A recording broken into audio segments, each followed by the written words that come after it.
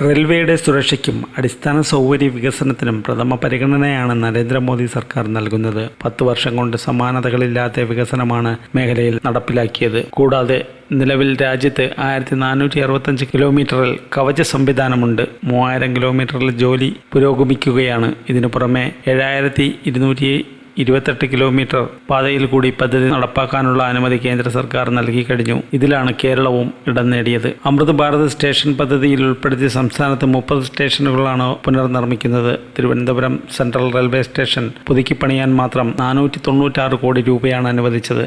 കവച് ട്രെയിനിന്റെ പ്രത്യേകത ഒരേ പാതയിൽ ഓടിയെത്തുന്ന 2 ട്രെയിനുകൾ തമ്മിൽ കൂട്ടിയിടി ഒഴിവാക്കുന്ന സുരക്ഷാ സംവിധാനമാണ് കവച്. റേഡിയോ ഫ്രീക്വൻസി അധിഷ്ഠിതമായി പ്രവർത്തിക്കുന്ന കവച് ലോക്കോ പൈലറ്റ്മാർക്ക് സിഗ്നൽ സംബന്ധിച്ച് മുന്നറിയിപ്പ് നൽകും. ചുവന്ന സിഗ്നൽ തെറ്റായി മറികടന്നാൽ ഓട്ടോമാറ്റിക് ബ്രേക്ക് പ്രവർത്തിച്ച് ട്രെയിൻ നിൽക്കും. ഇന്ത്യൻ റെയിൽവേയുടെ കീഴിൽ ലക്നൌവിൽ പ്രവർത്തിക്കുന്ന RDSO എന്ന ഗവേഷണ സ്ഥാപനം ആണ് കവച് വികസിപ്പിച്ചെടുത്തത്.